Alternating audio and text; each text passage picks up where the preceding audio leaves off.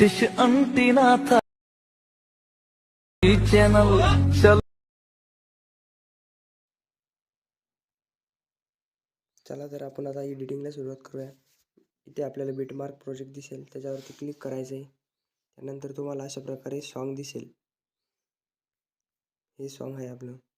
त्यानंतर आपल्या आयकॉनवर क्लिक करून मीडियावरती जाऊन आपल्याला एक इमेज सिलेक्ट करायची.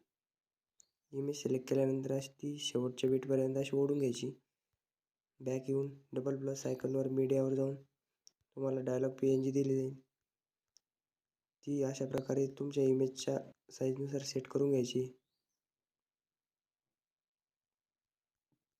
त्यानंतर आपल्याला बॅक येऊन ही PNG शेवटपर्यंत ओढून घ्यायची. त्यानंतर तुम्हाला एक व्हिडिओची क्लिप दिली जाईल, ती शेवटपर्यंत येऊन ती कट करून घ्यायची. त्यानंतर ब्लेंडिंग अँड ऑपेसिटीवर जाऊन तिला लाईटन ह्याच्यावर करून स्क्रीन करायचं. म्हणजे तुमचा इमेज तुम्हाला इमेजवर अप्लाय झालेली दिसेल ती क्लिप. त्यानंतर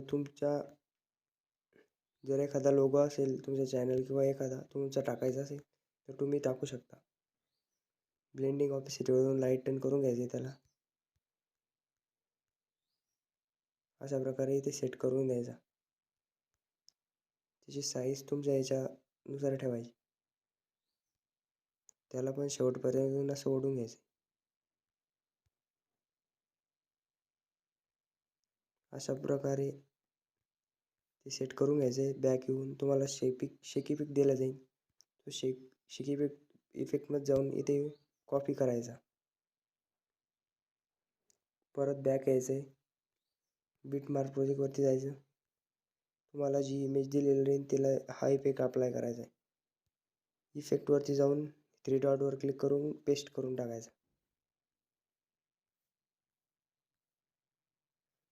अशा प्रकारे आपला व्हिडिओ तयार झालेला आहे.